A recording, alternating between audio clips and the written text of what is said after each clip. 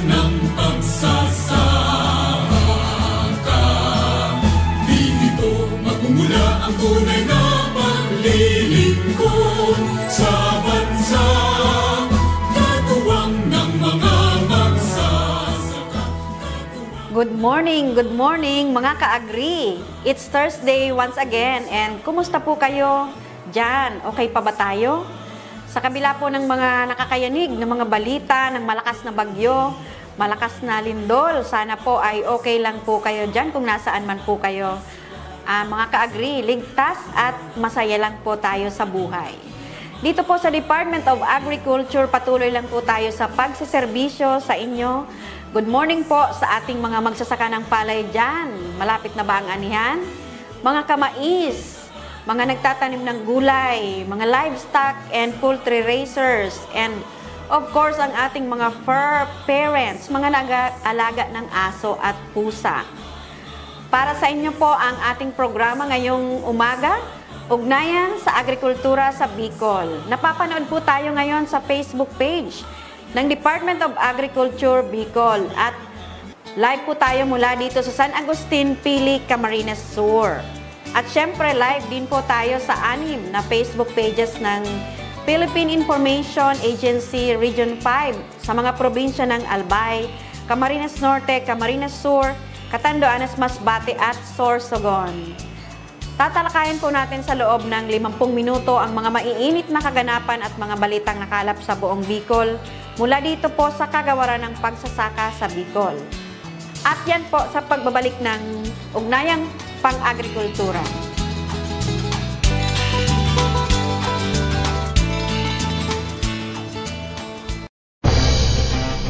Ang African Swine Fever o ASF ay isang nakamamatay na sakit na tumatama sa mga baboy, domestic man o wild, at may malaking epekto sa food safety maging sa ekonomiya. Mabilis itong kumalat sa mga baboy at walang lunas, kaya't mahalagang alamin ang mga sintomas ng ASF tulad ng mga sumusunod. Kapag ang baboy ay may mataas na lagnat, walang ganang kumain, namumula ang balat at nagdurog ang mga internal organs, namamatay ang baboy sa loob ng 2 hanggang 10 araw at maaaring umabot sa 100% ang mortality o mamatay lahat ng baboy sa isang babuyan. Kapag napansin ang mga sintomas na ito, i-report agad sa inyong Municipal Agriculture Office. At tandaan, ang pinakamabisang depensa laban sa ASF ay ang mahigpit na biosecurity measures. Narito ang mga dapat gawin. Para sa mga tagapag-alaga ng baboy, maglinis at magdisinfekta ng kulungan gamit ang 1 tablespoon ng bleach na may 1 litrong tubig. Huwag ipakain sa baboy ang mga tira-tirang pagkain. Maglagay ng footbath at magdisinfect araw-araw.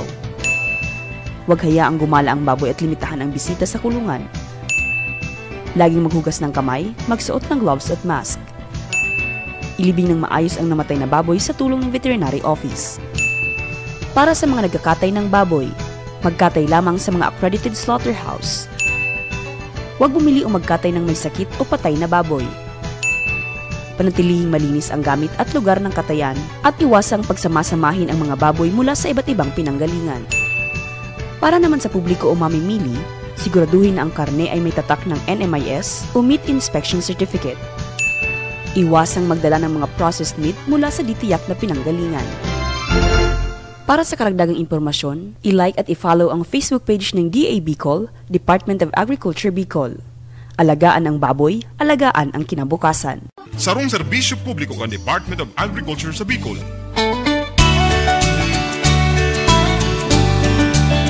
Ayan, ngayon pong October 16, Thursday, ay sinaselebrate po natin ang World Food Day. At ang Department of Agriculture po ay nag-kick off na ng World Food Day celebration on October 6 with emphasis on the importance of collective action in transforming agriculture and food systems.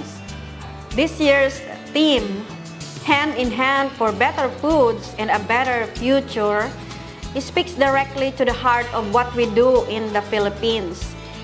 It calls us to unite in a collective effort to transform our food systems. Kaya sabi nga po ni Secretary Francisco Chu Laurel sa kanyang mensahe na binasa during the kick-off ceremony, he emphasized that as a nation blessed with fertile lands and abundant waters, Filipinos share the responsibility of ensuring access to safe, nutritious, and sustainable food for all. This theme serves as a reminder to bridge gaps, combine strengths, and collectively build a brighter and food-secure future. Hinighlight din po niya ang power ng technology and collaboration in enhancing agricultural productivity and building a resilient food system that empowers rural communities amid climate change and market shifts.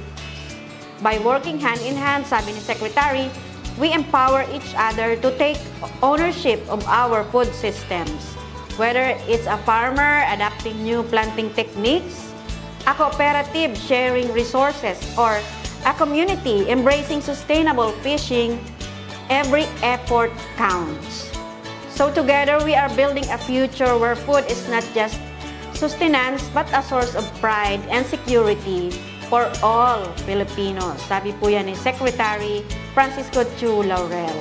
Kaya nga po, he called on all sectors, especially the youth, the cooperatives, and scientific community, to take part in modernizing agriculture by embracing innovative methods, promoting fair trade, and developing climate-resilient crops, all towards achieving food security and sustainability. Nandun din po ang Food and Agriculture Organization representative at sinabi naman niya po na food is more than nourishment. It represents culture, identity, dignity, health, and peace. He also said that transforming food system is no longer a choice but a necessity and urged for participatory action from the government and partners to address the challenges of climate change and other pressures affecting the agriculture sector. So World Food Day is an international day celebrated every year, every October 16 po, to commemorate the date of the founding of the United Nations Food and Agriculture Organization in 1945.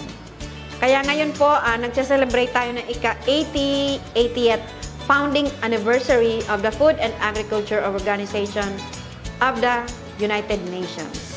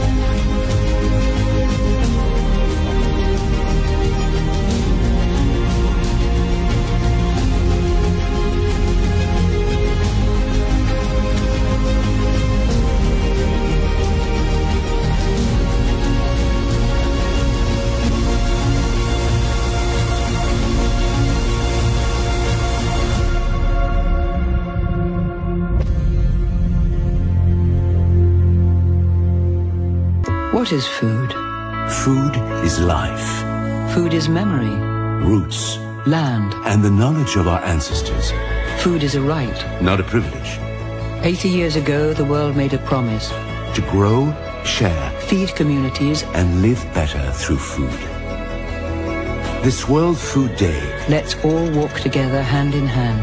honor traditions, Cultivate innovation harvest a better future. to leave no one behind. Ako po po si Maria Daisy Granada Yulin, Pangulo ng Bicolanas Agriculture Cooperative.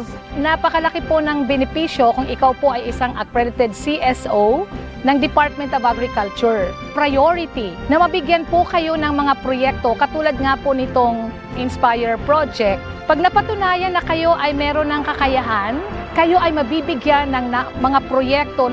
At the height of the pandemic, we were granted 1 million ng Department of Agriculture ng isang kadiwa store.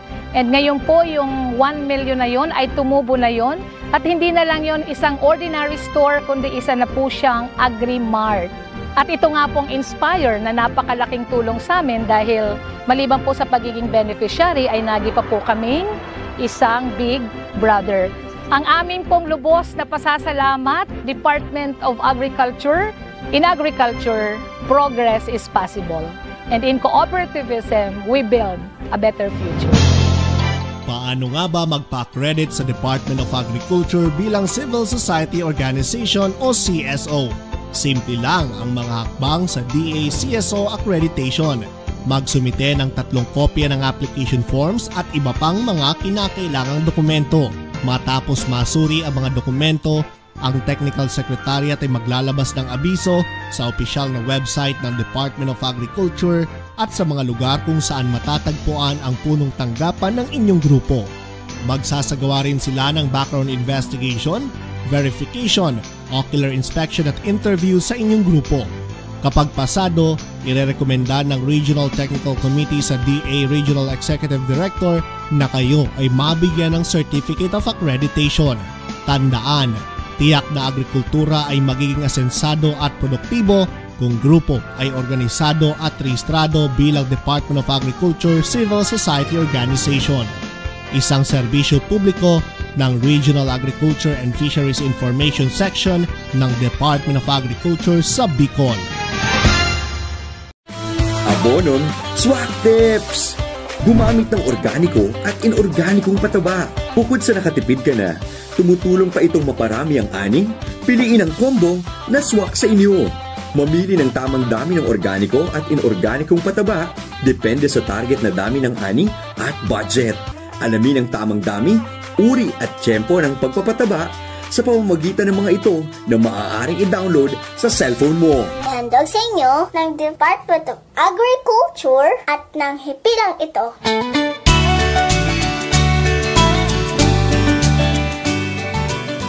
Ngayon pong buwan ng October, ang dami-dami po nating sineselebrate. Nandyan din po ang celebration ng Animal Welfare Week. Sa first week of October po yan. This was established by Presidential Proclamation number 715 in 2004. For this year, we are celebrating the theme Care and Respect, the heart of the Filipino for animals. Para naman po ito sa ating mga nag-aalaga ng aso at pusa at iba pang mga pets. So the Bureau of Animal Industry is actively involved in promoting this event and its associated activities. Sa DA po, DA Bicol, ay marami po tayong mga kinandak na mga activities ang ating regulatory division. The event aims to foster a community that champions the well-being and dignity of all animals and to highlight legal and moral responsibilities for animal care. So, paano po tayo mag-participate? Kasi pwede naman po itong whole month activity ng October. So, follow the Bureau of Animal Industry Facebook page. Stay updated on events and initiatives ng BAI Animal Health and Welfare Division. And uphold the principles of the theme by ensuring that animals have freedom from hunger, thirst, suitable diet, a suitable environment, and protection from pain and disease. Nandyan pa ba kayo? Gising pa ba? So, October 10 naman po, nag-celebrate tayo ng World Mental Health Day. Naku, importante pala itong mental health natin. The World Mental Health Day is an international day for global mental health, education, awareness, and advocacy against social stigma. It was first celebrated in 1992 at the initiative of the World Federation for Mental Health global mental health organization with members and contacts in more than 150 countries. And kasama po doon, of course, ang Pilipinas. Lalo na po ngayon, kailangan talaga natin ang mental health awareness. Naku, ngayon na ang dami nating disasters, national disasters, armed conflicts, pandemic, and humanitarian crisis continue to disrupt lives across the globe. Yet amid the rubble, the trauma, and the displacement, mental health care remains one of the most overlooked and underfunded components of emergency response. Kaya nga po, dito sa Department of Agriculture, naku, ang dami-dami nating trabaho. Minsan nakakaligtaan na ang mental health ng ating mga kasama. Nagpapasalamat po tayo sa Human Resource Management kasi naisisingit nila yung mga training seminar sa ating mga empleyado po, mga maliliit na empleyado, ukol dito po sa ating mental health. So this year, the World Federation for Mental Health calls for attention to the urgent need for accessible, culturally sensitive, and sustained mental health support in the wake of catastrophe and emergencies. Ang 2025 campaign urges governments, national government organizations, and health systems to prioritize mental health as a core element of disaster preparedness and recovery. Ang dami pong challenges sa mental health. And ang sinasabi dito, hindi lang po ito limited sa mga post-traumatic stress. Individuals may experience anxiety, depression, grief, substance use, and psychosocial distress, often compounded by loss of housing, income, yung nawala ng trabaho, and community support. So, ang mga vulnerable populations po ay mga children, older adults, and those with pre-existing conditions, may mga sakit, and merong mga threat na kinakaharap. So, ang World Mental Health po advocates for integration of mental health into emergency response framework. Kaya nagtitraining po tayo ng mga frontline workers in psychological first aid, community-based approaches that respect local cultures and resilience. And government also invest in long-term recovery and trauma-informed care. That is why World Mental Health Day 2025 is a call to action. Na ang sinasabi po dito, mental health is not a luxury. It is a lifeline.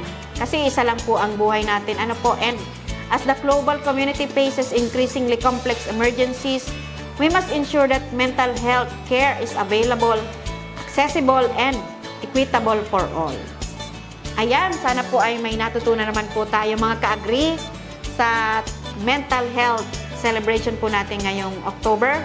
So, dyan lang po kayo. Magbabalik lamang po kami makalipas po ang ilang mahalagang paalala.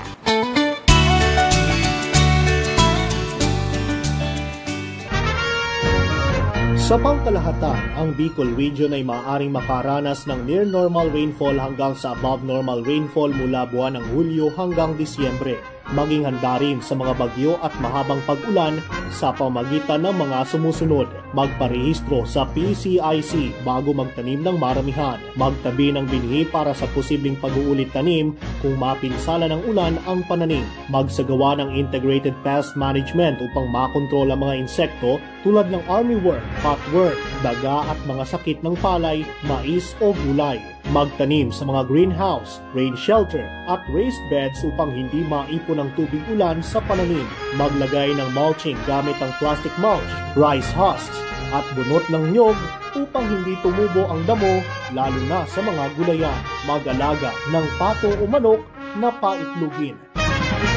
Sarong serbisyo publiko ng Department of Agriculture sa Bicol. Paring Juan, kumusta? Mukhang big time ka na ngayon ah. Napagtapos mo na yung anak mo sa kolehiyo. May sariling negosyo pa. Anong sikreto mo? Pagsusumikap, sipag at tiyaga lang sa pagsasaka, Paring Pedro. Sumali ako sa grupo ng mga magsasaka at dahil sa kanila, nakatanggap ako ng mga libreng binhi at abono mula sa Department of Agriculture. Nakasali din ako sa mga training kung saan natuto ako ng mga makabagong teknolohiya sa pagsasaka. Nakakahiram din ako ng mga libreng makinarya na bigay ng DA sa kanila. Dahil dyan, mabilis akong nakaipon dahil sa nadagdagan ng aking ani at kita. Mainam pala talagang maging miyembro ng grupo ng mga magsasaka. Hindi lang ikaw ang uunlad, kundi pati na rin ang iyong kapwa magsasaka. Kaya ano pang hinihintay mo, paring Pedro? Tara na sa opisina ng Farmers Association namin. Sagot ko na ang membership fee mo. Hinihikayat ng Department of Agriculture ang mga magsasaka na magmiyembro sa mga farmers, cooperatives and associations. Para sa karagdagang impormasyon, makipag-ugnayan sa opisina ng DA Bicol, Barangay San Agustin Pili, Camarines Sur. Sarong serbisyo publiko kan Department of Agriculture sa Bicol. Alright, nagbabalik po ang ating programang Ugnayang Pang-Agrikultura sa Bicol. Kasama po tayo dito sa PIA, Philippine Information Agency. So, October 13 was celebrated as Indigenous Peoples Day. Ang mga IP, mga katutubo po natin, ang na-highlight naman po ang kanilang mga accomplishment. And this is the first year na nag-celebrate po ang DA ng Indigenous Peoples Month. And ang pinakauna pong na-award, nagkamit ng award bilang Outstanding Indigenous Peoples Community ay ating Tadjong Tribal Community po sa Iriga City. So, congratulations po sa Tadjong Tribal Community. And of course, kay Dan Orsio, ang focal person po ng ating 4Ks program for Indigenous people.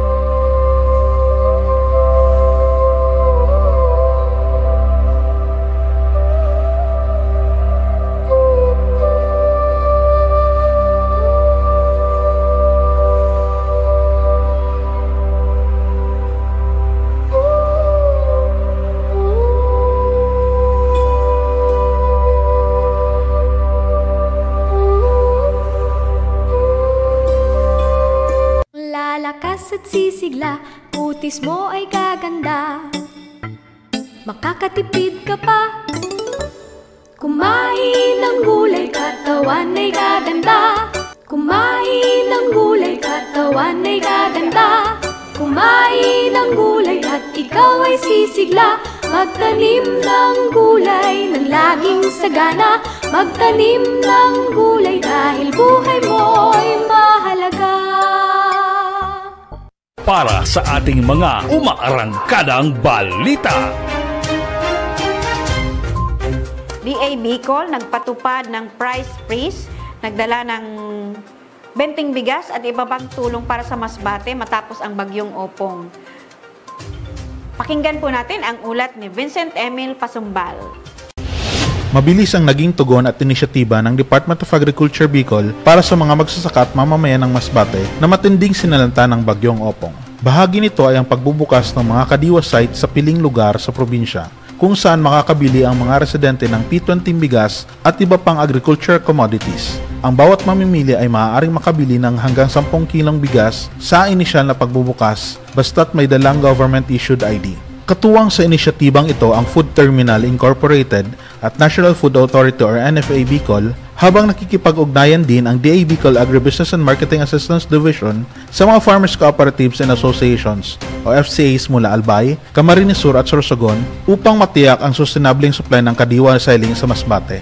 Dagdag pa rito, nagpatupad din ng price freeze ang DA Bicol para sa mga pangunahing produktong pang-agrikultura sa buong probinsya, alinsunod sa deklarasyon ng State of Calamity. Kasama sa mga produktong saklaw ng price freeze, ang bigas, lokal at imported, karning baboy at manok, itlog, mantika, asukal, sibuyas, bawang at mga isdang tulad ng tulingan, yellowfin tuna at tilapia. Ang presyo ng mga ito ay nakabatay sa bantay presyo monitoring ng ahensya nitong 25 ng Setyembre bago manalasa ang bagyo. Babala ng DA, ang sinong mahuling sangkot sa hoarding, artificial scarcity, price manipulation o pagbebenta ng lampas sa tinakdang presyo ay maaaring makasuhan at maparusahan sa ilalim ng Republic Act No. 7581 o Priced Act. Samantala, aabot ng 63 milyong pisong halaga ang nakahandang interbensyon na ipapamahagi ng DA Bicol dito tulad ng mga agricultural inputs, gagamitan sa pagsasaka, animal drugs, financial assistance at fuel assistance para sa mga apektadong magsasaka. Ito po si Emil Pasumbal, nag-uulat.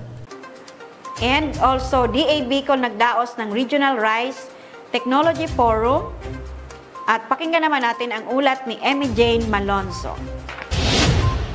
Unang araw ng Oktubre sa bayan ng Irosin, Sorsogon ay ginanap ang Regional Rice Technology Forum. Dinaluhan ito ng higit 680 rice stakeholders mula sa iba't ibang probinsya ng Bicol. Thank you po for conducting and organizing the Regional Rice Technoforum here in the province of Sorsogon, lalo na po sa munisipyo ng Irosin. Ang main purpose po sa Rice Technoforum, una, ito po ay collaborative platform para po maipakita sa iyo ang mga gayo na performance at mga yield boosting rice varieties. Ang pangduwa po na katuyuhan is yung mag-collaborate po para sa mga makabuluhang gawain na makatabang, makakatulong, makakasuporta para mas ma-increase pa natin yung rice productivity. And in the long run, magtaas po yung rice self-sufficiency level natin. Ang forum na ito ay patunay ng ating pagkakaisa at layunin na paunlarin ang ating agrikultura. Suportahan ang ating mga magsasaka at tiyakin ang seguridad sa pagkain para sa ating bayan. Sama-sama natin yakapin ang makabagong teknolohiya para sa mas maunlad at matatag na industriya ng palay. Muli, maraming salamat at maligayang pagdating sa aming bayan ng Irosin. Tampok sa aktibidad na ito ang iba't ibang uri ng high-yielding rice varieties dahil layunin ng DA Bicol na maipalaganap ang mga bagong inobasyon sa pagtatanim ng palay. Dumalo po kayo dito sa ating Regional Rice Technology Forum para po malaman natin kung ano ang mga standing, ano ang mga technology ng ating mga hybrid. So ang area po natin is covering 18 hectares and 18 varieties. Mayroon po tayong 8 seeds company na nag-aalaga po sa kanya-kanyang mga kooperator. Kaya po sinisiguro natin na ito pong anihan na ito, makakajakpat po tayo, makakadami po ang ating ani. Hindi lang po dito sa Sorsogon, lahat pong probinsya. Tinalakay rin sa forum na ito ang wastong paggamit ng pataba, insurance programs ng PCIC, pagbili ng palay ng NFA at maging ang mga loan programs ng ACPC. Ito si MJ Malonzo, nag-uulat mula sa DA Rafis 5. At yan po ang umaarangkadang balita. Itinuturing natin silang man's best friend. Ang kanilang katapatan, pagmamahal, at pakikisama sa atin ay wagas at hindi matatawaran. Subalit sa kabila nito'y marami pa rin sa kanila ang napapabayaan at nagiging banta sa kalusugang pampubliko. Ano-ano nga ba ang mga responsibilidad sa pag-aalaga ng aso? Ugaliing pabakunahan ang inyong mga alagang aso laban sa rabies taon-taon. Maaring lumapit sa inyong pinakamalapit na municipal, city, provincial veterinary o agriculture office upang magpa-schedule ng pagbabakuna sa inyong lugar. Bigyan ang inyong alagang aso ng sapat na pagkain, pag-aalaga at atensyon. Panatilihing malinis at maginhawa ang kulungan o tirahan nito upang maiwasan ang pagkakasakit. Kapag nais itong ipasyal sa labas, panatilihing nakatali ito at huwag hayaang magpakalat-kalat sa kalsada upang maiwasan ang pang-aatake nito sa ibang tao o hayop. Bilang respeto sa kapwa, huwag itong hahayaang manira ng pampubliko o pribadong ari-arian. Kapag dumumi ang inyong alagang aso o pusa sa labas ng inyong bahay o lote, kaagad itong linisin. Ipagpaalam sa otoridad ang anumang kaso ng rabies sa inyong pamayanan. Mga maling paniniwala tungkol sa rabies. Una, mali ang paniniwala na ang lahat ng aso at pusa ay may rabies. Ang totoo ay ipinanganak ang aso at pusa na walang sakit na rabies. Nagkakaroon lamang ng rabies ang aso at pusa kapag ito'y nakagat o nalawayan ng isang hayop na mayroong rabies. Pangalawa, mali ang paniniwala na ang rabies sa tuta at kuting ay mas nakakamatay kaysa matatandang aso at pusa. Ang totoo ay nakakamatay ang rabies kahit anong edad at klase o breed ng aso at pusa.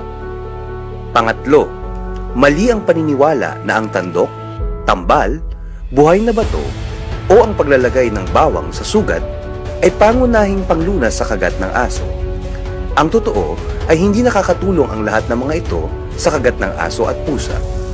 Ang rabies ay maiiwasan sa pamamagitan lamang ng maiging paghugas ng kinagat na parte ng tao at pagpunta sa pinakamalapit na Animal Bite Treatment Center o ABTC sa inyong lugar. Naging matapat sila sa atin, kaya naman nararapat lang na ibigay natin sa kanila ang wastong pag-aalaga. Maaari nating masumpo ang banta ng rabies kung isasaalang-alang natin ang mga responsibilidad sa pag-aalaga ng aso. Maging responsabling amo.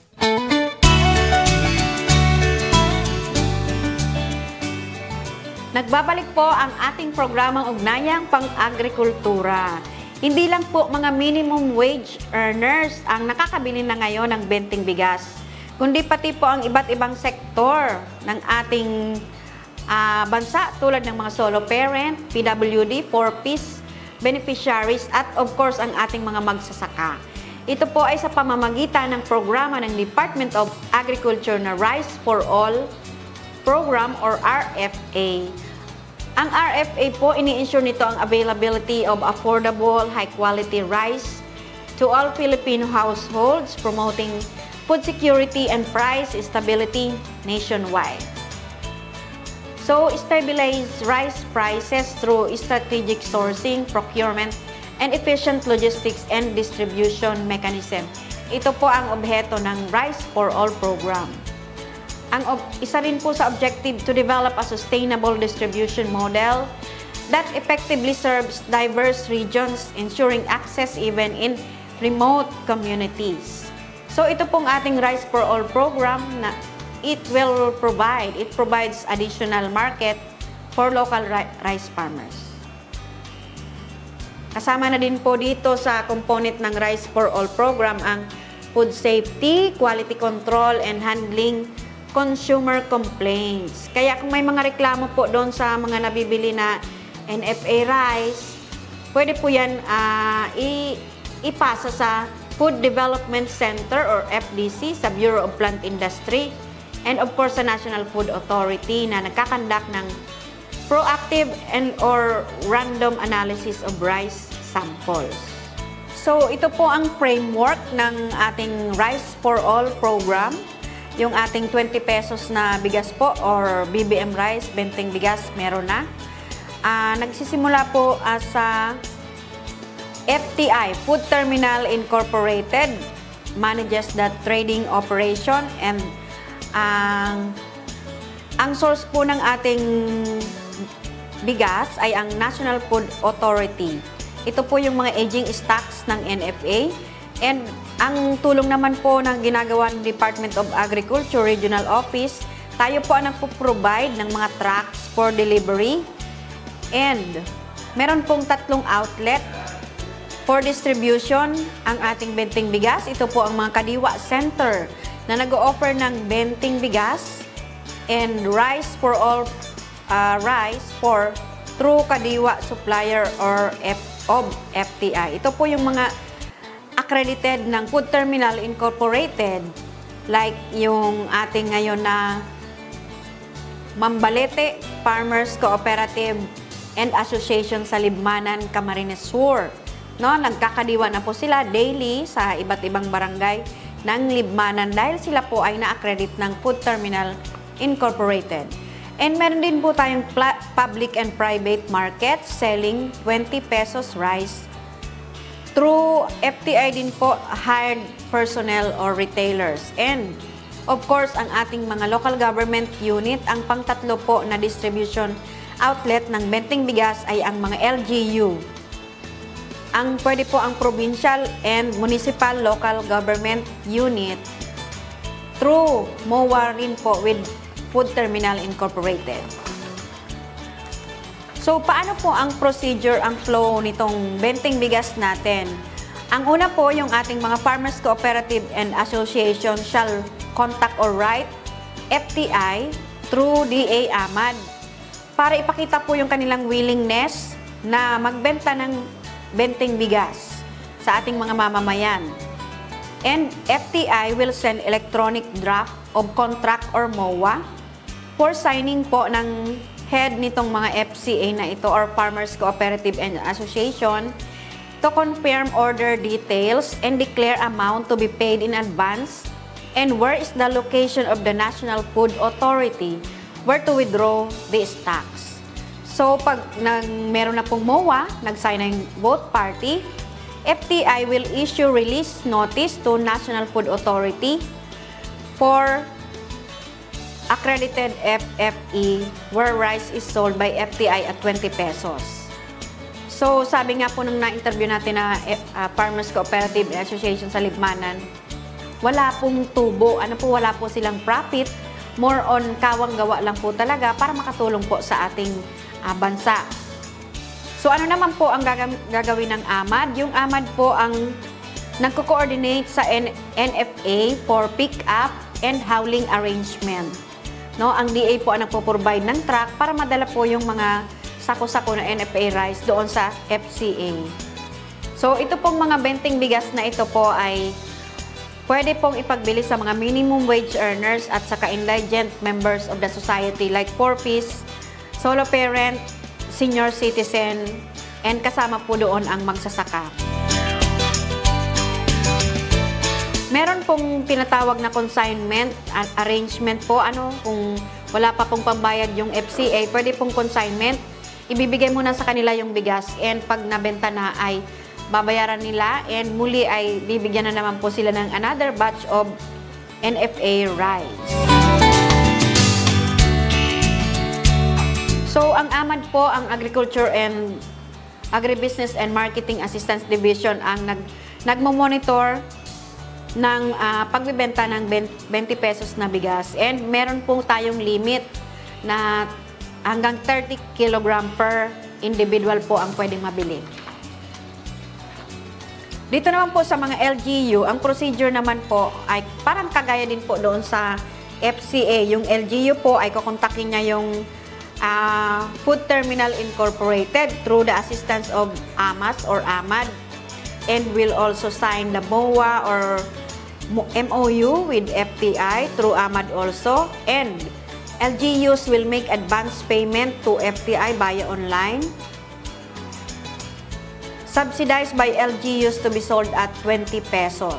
So, pag na-receive na po ng FTI yung bayad ng LGU, ay bibigyan na po ng notisya yung NFA na i-release na po yung bigas dito sa LGU po.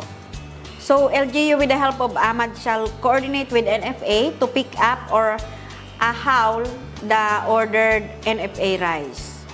At siyempre, papasok din po na naman ang DA at AMAD na nagpo-provide po tayo ng truck para sa hauling and papunta sa LGU single designated location. So, dapat po yung LGU na nakapag-avail po nitong benteng bigas ay isisell lang po sa mga minimum wage earners and indigent members of the community. Hindi po para sa lahat. And, of course, under monitoring po ito ng ating Agribusiness and Marketing Assistance Division. Ang limit po ay 10 kg or 30 kg. So, ang support po na binibigay ng AMAS at ng AMAD ay sila po yung nag-identify ng location nitong mga kadiwa areas and negotiate with potential operators in each province. And ang must agree, yung pong mga proponent must agree to pay at the nearest land bank. So, meron pong, para matulungan po ang ating mga FCA, kasi wala naman silang nakukuha na tubo dito, yung mga tutulong po like magkikilo, maghahaul, ay babayaran po as tupad members ng Department of Labor and Employment. So at least 2 per site po ang babayaran ng DOLE as tupad with or without the 20 pesos selling.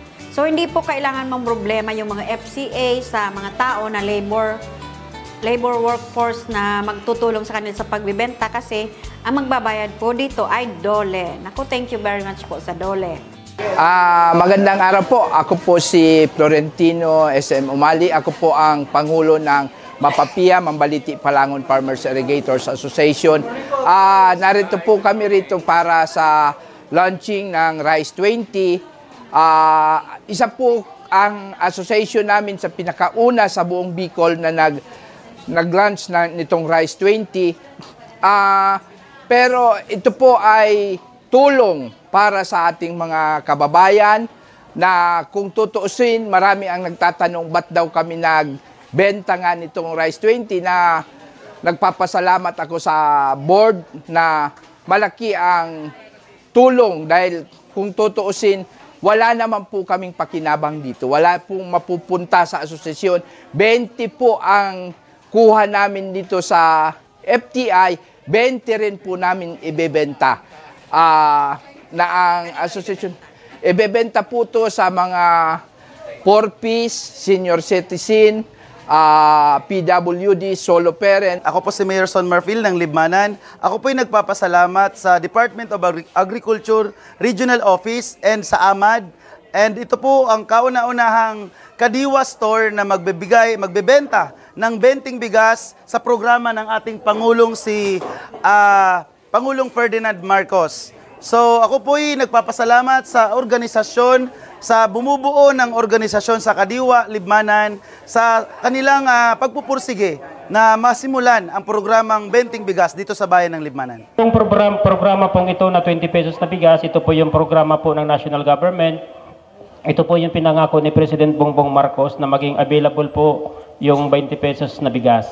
So ngayon po kami po sa LGU Basud sa pamumuno po ni Mayor Adrian, nakipag-usap po kami sa DA sa pamamagitan po ng regional director nila, si Sir Tornelia. Tinulungan po kami maka-avail kasi ang programa pong ito ay inaaprobahan pa po mula po sa Manila. So may mga MOA pa pong pinirmahan, may mga sulat pong ibinigay kami at kung ano-ano pa po. Pero sa ngayon po, natapos na po namin lahat ng mga requirements na inihingi po ng national government. Kaya tayo po ngayon ay nasa distribution na. Ano po? Ang bigas po ay 20 pesos tulad po ng pinangako po ng national government. Ano po? Kaya pasalamatan po natin ang national government saka po ang DA. And gusto lang din po namin magpasalamat kay Mayor Adrian Dabuco and kay Mau Harry Filomeno kasi yung Basud po yung pinakauna na nagbili ng ng NFA rice para maibenta po sa inyo sa mga kababayan natin dito sa Basud. Ito po ay isa sa mga tulong po ng Department of Agriculture, yung ating programa po na Kadiwa ng Pangulo. Kung narinig na po ninyo, hindi lang po bigas yung ino-offer natin na mura sa mga kadiwa po, may ino-offer din tayo ng mga murang gulay at prutas, murang karne and mga isda, mga eggs, and mga agricultural products. NFA, meron din pong direktiba si Secretary Francisco Chu Laurel sa mga NFA warehouse to promptly release the orders of FTI for the operators. And also, NFA will also issue the necessary plastic bags para po sa pag kilo-kilo kasi kung 10 kilos, gagamit po yan ng plastic bag. Ano po? So, NFA po ang magpo-provide niyan. Yun po, sana po ay may naunawaan po kayo sa ating Rice for All program sa pakikipagtulungan po ng Department of Agriculture, sa Food Terminal Incorporated, and of course sa Department of Agriculture Regional Offices, sa ating AMAS and AMAD naman pagdating po sa DA Regional Office. Magbabalik po tayo makalipas ang ilang paalaala. Pagpupugay sa mga masisipag, madidiskarte, matatag, at makabagong food heroes.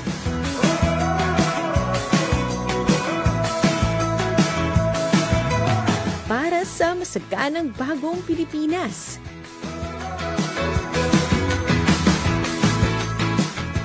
Makabagong magsasaka at mangingisda, susi sa masaganang bagong Pilipinas.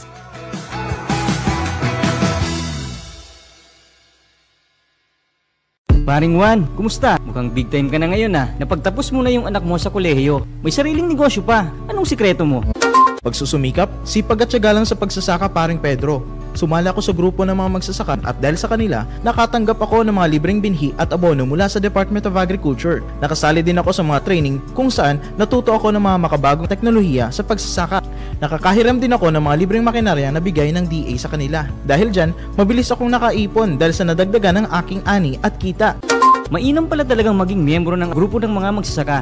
Hindi lang ikaw ang uunlad, kundi pati na rin ang iyong kapwa magsasaka. Kaya ano pang hinihintay mo, paring Pedro? Tara na sa opisina ng Farmers Association namin. Sagot ko na ang membership fee mo. Hinihikayat ng Department of Agriculture ang mga magsasaka na magmiyembro sa mga farmers, cooperatives and associations. Para sa karagdagang impormasyon, makipag-ugnayan sa opisina ng DA Bicol, Barangay San Agustin Pili, Camarines Sur. Sarong serbisyo publiko kan Department of Agriculture sa Bicol. Ayan, nagbabalik na po ang ating programa, Ugnayang Pang-Agrikultura. So, naghahanap ka po ba ng binhi ng palay? Ang aming pong rice seed production unit, isa sa 4 na unit ng Central Bicol Experiment Station dito sa DA Regional Office sa San Agustin, Pili, Camarines Sur, ay may programa po na tinutulungan po ang mga magsasaka sa pamamagitan ng pagtitiyak ng tuloy-tuloy na supply ng di kalidad na certified seeds, rice seeds sa buong rehiyon. So, kaugnay po nito ang Department of Agriculture sa pamamagitan ng Rice Seed Production Unit ay nagbebenta ng certified seeds sa abot kayang halaga. So, ano po yung mga available na binhi na inaalok ng CBES? Yung NSIC RC222 at 20 kg per pack and NSIC RC216 at 20 kg per pack, and meron din po tayong green super rice. Siguro narinig ninyo yung GSR 11, no, na drought tolerant po and flood tolerant. 20 kg naman po ang pack niyan at ang presyo ay, kasalukuyang presyo ay 44 pesos per kilogram po. Yang 20 kg per pack. Maaari din na makuha ng mga magsasaka ng Camarines Sur na rehistrado sa RSBSA ang kanilang libreng binhi dito sa DARFO 5 bukod sa kanilang LGU. Ano po yung RSBSA? Yun po yung Registry System for Basic Sectors in Agriculture. At paano po kayo makakatanggap ng naturang serbisyo na libreng binhi? At iba pang, kung may katanungan po kayo, maaari po kayong bumisita sa opisina ng Rice Production Unit at hanapin po lamang si Sir Anacleto B. Esplana ng CBES dito sa Barangay San Agustin Pili, Camarines Sur. Ayan, marami pa po tayong mga anunsyo. Magbabalik lang po ang programa, makalipas po itong ilang mga paalala.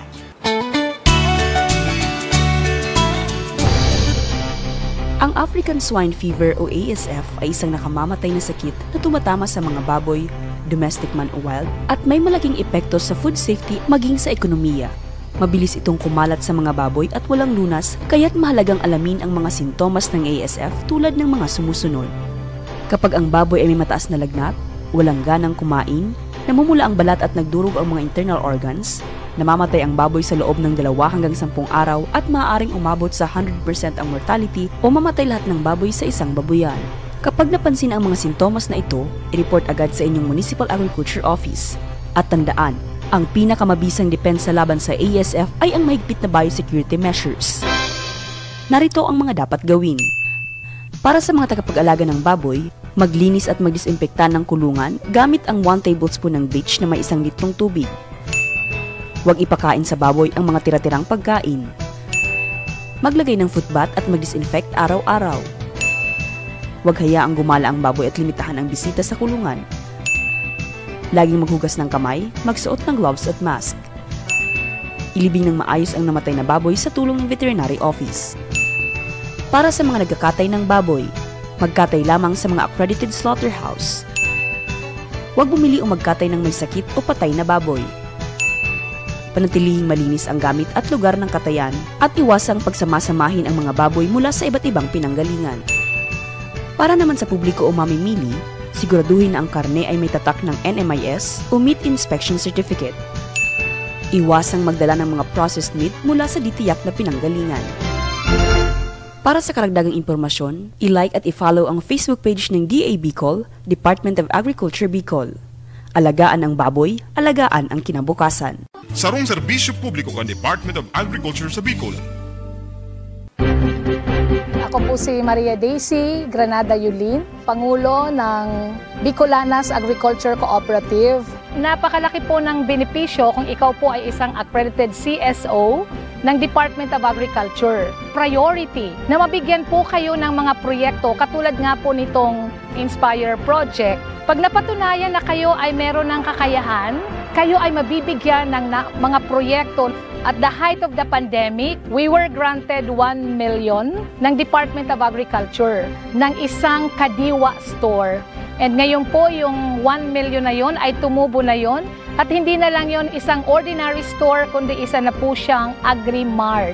At ito nga pong Inspire na napakalaking tulong sa amin dahil maliban po sa pagiging beneficiary ay nagi pa po kaming isang Big Brother. Ang aming pong lubos na pasasalamat, Department of Agriculture. In agriculture, progress is possible. And in cooperativism, we build a better future. Paano nga ba magpa-accredit sa Department of Agriculture bilang Civil Society Organization o CSO? Simple lang ang mga hakbang sa DA CSO Accreditation. Magsumite ng 3 kopya ng application forms at iba pang mga kinakailangang dokumento. Matapos masuri ang mga dokumento, ang Technical Secretariat ay maglalabas ng abiso sa opisyal na website ng Department of Agriculture at sa mga lugar kung saan matatagpuan ang punong tanggapan ng inyong grupo. Magsasagawa rin sila ng background investigation, verification, ocular inspection at interview sa inyong grupo. Kapag pasado, irerekomenda ng Regional Technical Committee sa DA Regional Executive Director na kayo ay mabigyan ng Certificate of Accreditation. Tandaan, tiyak na agrikultura ay magiging asensado at produktibo kung grupo ay organisado at rehistrado bilang Department of Agriculture Civil Society Organization. Isang serbisyo publiko ng Regional Agriculture and Fisheries Information Section ng Department of Agriculture sa Bicol. Alright, nagbabalik po ang ating programang Ugnayang Pang-Agrikultura. Kung kayo po ay nangangailangan ng mga pangpasalubong or mga pangbigay sa ating mga pangbigay na token, meron po tayong Technomercado dito sa Department of Agriculture, San Agustin Pili, Camarines Sur. And marami pong mga produkto ng mga cooperative, Farmers Cooperative and Association na maaari nyo pong mabili sa murang halaga. Ito po ay produced ng ating local farmers, locally produced, kaya tangkilikin po natin. Meron po tayong mga roasted pili, sweetened pili, mga vegetable chips, at iba pa, mga mga atsara, mga dried fish, and also handicraft, mushroom chicharon, and iba pa na napakasasarap po, at sa murang halaga lang po ninyo mabibili, produkto ng ating mga magsasaka. Bisitahin po ang DA Technomercado or contact Miss Wilbina Barnedo at 0948-939-2943. Ayan, maraming salamat po sa mga tumutok sa ating live program. And of course, shout out po sa ating mga division chief sa Department of Agriculture. Nanood po sila. And sa ating pong mga kasamahan sa Regional Agriculture and Fisheries Information Section. Inabot na po tayo ng oras para pansamantalang magpaalam po ulit dito sa ating programa every third Thursday of the month, ang ugnayang pang-agrikultura dito sa PIA 5. And iniimbitahan ko din po kayo, meron din po kaming iba pang mga programa, teleradio program, itong ating Bicolandia Agrikita. Sa FM Radio Kamsur naman po. And live din po sa ating Facebook page, Department of Agriculture Bicol, every Tuesday 10 a.m. to 11 a.m. po yan. And of course, every Saturday din po at 10 a.m. to 11 a.m. And catch up with Sir Bobby Labalan naman po sa programa niya tuwing Friday 8 a.m. to 9 a.m. naman po, Usapang Agrikultura with Sir Bobby Labalan. Doon naman po yan sa Sorsogon, sa Wow Smile Radio, Sorsogon City. And also si Sir June Labadia, meron din pong programa tayo every Friday. Sa hapon naman po yan. And of course, si Sir Jason Gonzalez. Panoorin din po ang kanyang programa, ang ating programang Dapat Agri Dapat sa Radyo Oragon every Wednesday naman po 9 a.m. Ayan, ito pong muli ang inyong naging host, Love Guarin. Maraming salamat po sa inyong pakikinig. Sabay-sabay nating kamtin ang pinakamimithing masarig na agrikultura, mauswag na Bicolandia dito po sa Bagong Pilipinas. God bless us all and happy lunchtime everyone.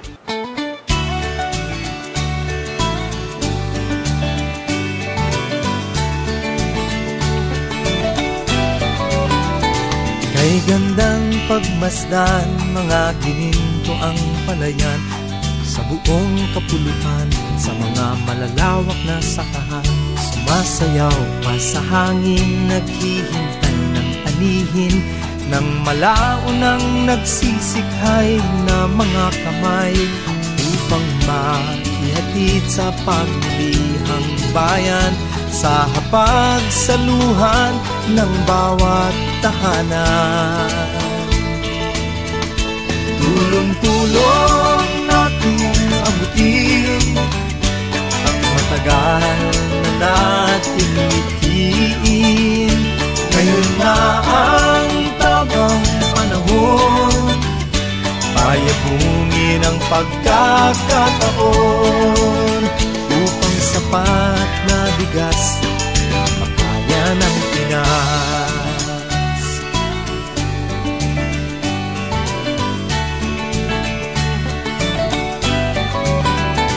Darating din ang bukas, di na tayo aangkat, pagkat bunga ng pagsasaka ay tiyak at sapat-sapat. Kaya't ikaw at ako makiisa at makisalo upang ang layong ito'y maabot at makatotoo. Bawat palay, bigas, kanin ay bigyang halaga natin. Bawat kutil ay biyaya at gintong pagpapala. Tulong-tulong natin abutin ang matagal na nating mithiin. Ngayon na ang tamang panahon, payagungin ang pagkakataon. Tulong-tulong natin abutin ang matagal na nating mithiin. Ngayon na ang tamang panahon, payagungin ang pagkakataon upang sapat na bigas makaya ng Pinas. Sapat na bigas kaya ng Pinas. Sapat na bigas kaya ng Pinas. Sapat na bigas